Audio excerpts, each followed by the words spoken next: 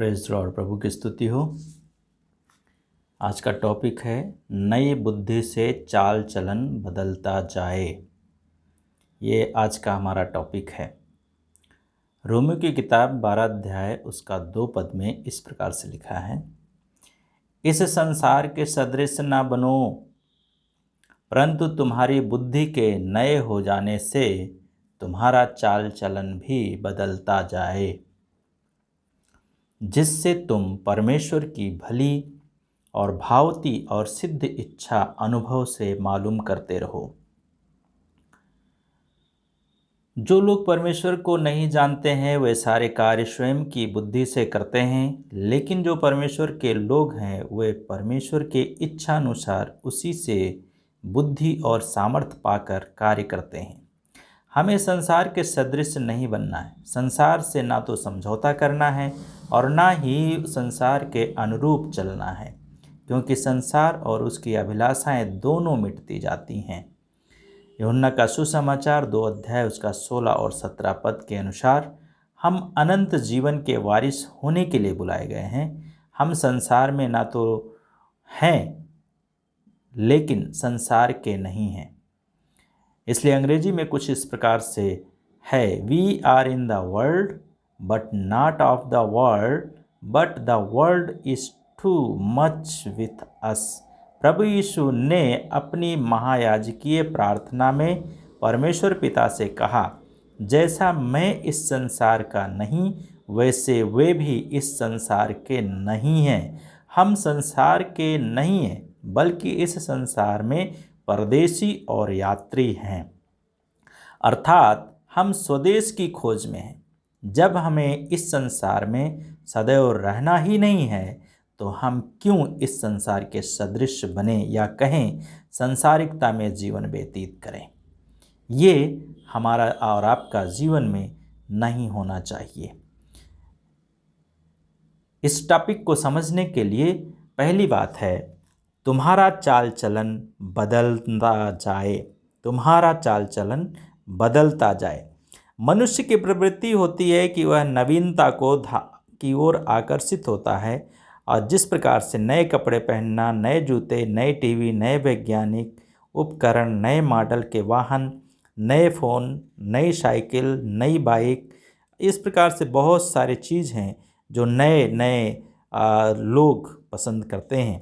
यहाँ तक कि अथेन के जो लोग थे वो लोग भी हमेशा नई नई बातों को कहना और सुनना पसंद करते थे। उपदेशक भी नई नई बातें चाहता था, और इसलिए तो बुद्धि का नया होना अत्यंत आवश्यक है।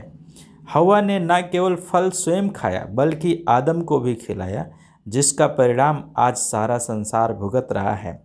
मनुष्य का परमेश्वर के साथ जो संबंध था वो टूट गया और मनुष्य का पतन होता चला गया। पृथ्वी और दुष्टता से परिपूर्ण हो गई, जिसके कारण परमेश्वर ने सबका अंत करने का निश्चय कर लिया, और परमेश्वर ने ऐसा किया भी। उसने नूह तथा उसके परिवार को बचा लिया और सब कुछ नाश कर दिया। उत्पत्ति की किताब उसका 6 अध्याय 11 से 13 पद में इस बात को हम पढ़ते हैं।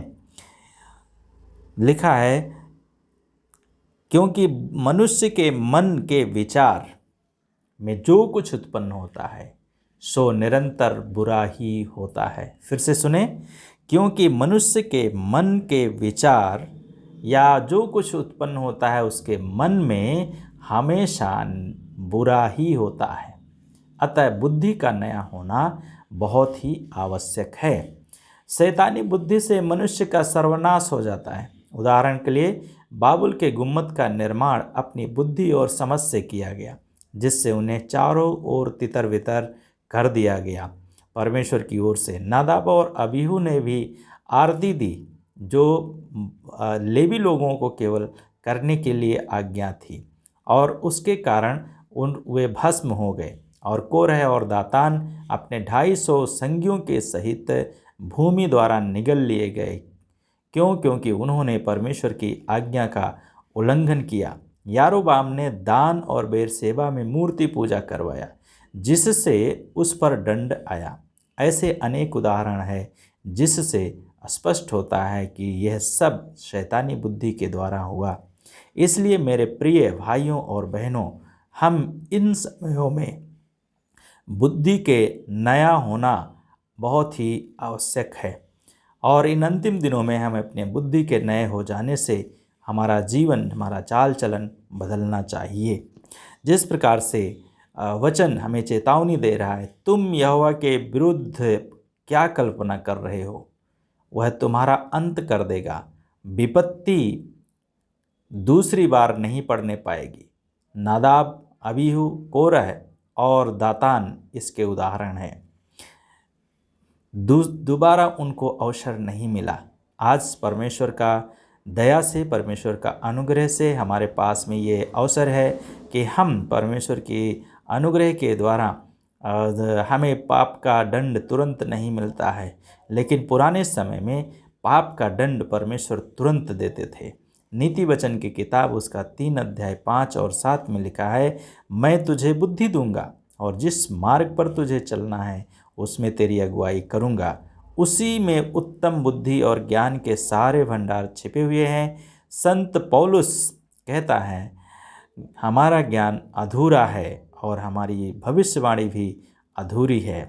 पहला कुरिन्थियों 13 अध्याय 8 और 9 पद में एक कहावत है कि थोथा चना बाजे घना। हम इसी अपूर्ण ज्ञान पर घमंड करते हैं और स्वयं को बुद्धिमान समझते हैं। वचन में लिखा है, वे अपने आप को बुद्धिमान समझते हैं। मनुष्य का ज्ञान परमेश्वर की दृष्टि में मूर्खता है।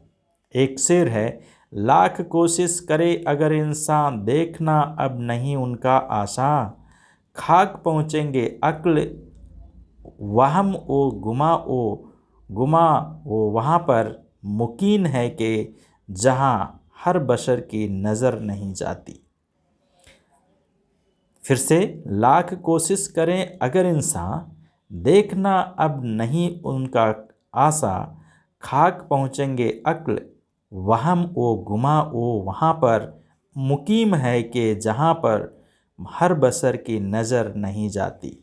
इसलिए हमारा बुद्धि का नया होना आवश्यक है। हमें अपने अंदर से पुराना खमीर निकाल करके फेंकना है और नई बुद्धि के द्वारा हमारा नया चाल चलन, हमारा व्यवहार बदलते जाना चाहिए। प्रियों, क्या आपका व्यवहार पुराना ही है अभी? यीशु को जानने के बाद में भी आप वही जीवन जी रहे हैं? यदि आप वही जीवन जी रहे हैं तो हमें आवश्यकता है कि अपने आप को हम बदलें, अपने चाल चलन को बदल लें। दूसरा है, हमारा चाल चलन बदलता जाए।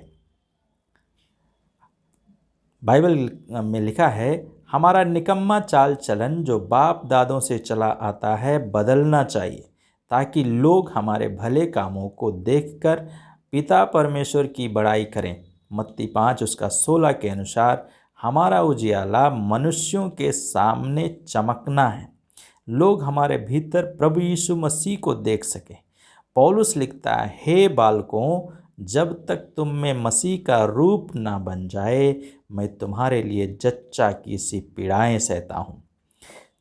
गलातियों की किताब 4 अध्याय उसका 19 पद। पौलुस इस बात के लिए प्रार्थना करता है, उसकी इच्छा है, हर एक पासवान की भी इच्छा यही होती है कि हर एक विश्वासी का चाल चलन बदलता जाए।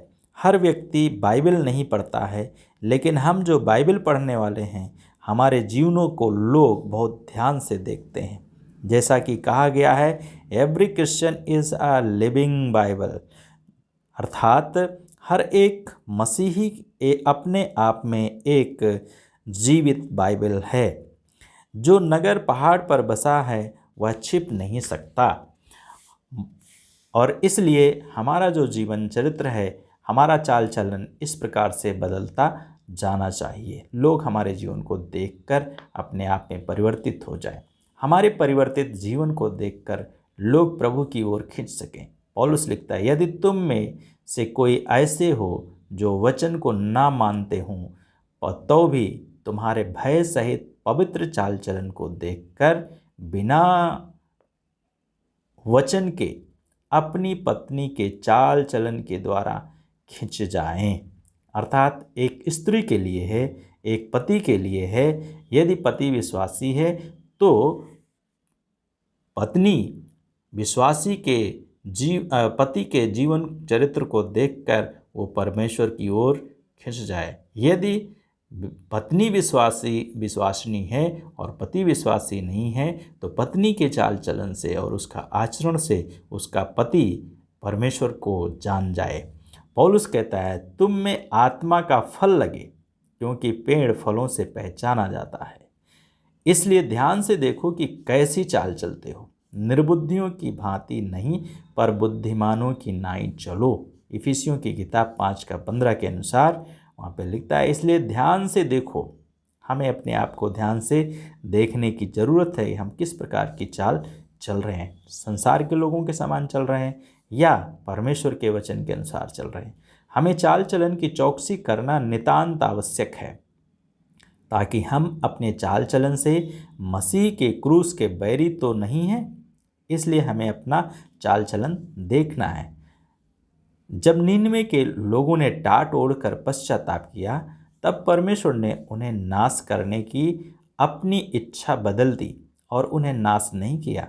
हमें उन अंगों को मार डालना है जो पृथ्वी पर है, अर्थात व्यभिचार, अशुद्धता, दुष्कामना, बुरी लालसा, लोभ, मूर्ति पूजा, इन सब को हमें मार डालना है और हमें पवित्र बनना है, क्योंकि हमारा जो परमेश्वर है वो पवित्र है, जिससे कि हम अपने विरोधियों को दोष लगाने का अवसर प्रदान ना कर सकें। इसलिए आइए हम इन दिनों में, इन अंतिम दिनों में हम अपने आप को, अपने चाल चलन को बदलते रहें रोज़, और प्रभु को हम भाते रहें, प्रभु का गवाह बन जाएं।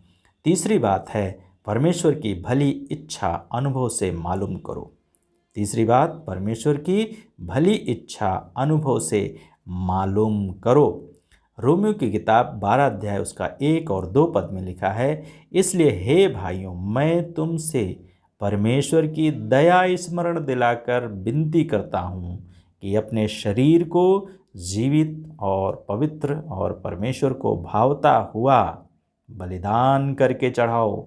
यही तुम्हारी आत्मिक सेवा है, और इस सेवा के सदृश ना बनो, परंतु तुम्हारी इस संसार के सदृश न बनो, परंतु तुम्हारी बुद्धि के नए हो जाने से तुम्हारा चाल चलन भी बदलता जाए, जिससे तुम परमेश्वर की भली और भावती और सिद्ध इच्छा अनुभव से मालूम करते रहो।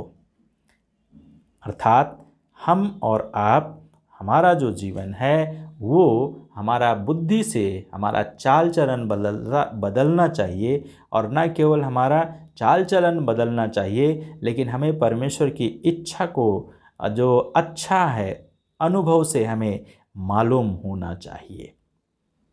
हमें हमेशा परखना चाहिए कि प्रभु को हमारे जीवन से क्या अच्छा लगता है, क्या भाता है, हम क्या कर सकते हैं प्रभु के लिए कि प्रभु हमारा जीवन से खुश रहे और हमारे जीवन में आशीष देता रहे। प्रभु यीशु ने स्वयं ही अपने पिता परमेश्वर की इच्छा को पूरा किया। जब वो गतसमनी के बगीचे में, याद कीजिए, जब क्रूस की मृत्यु की भयावहता से भयानक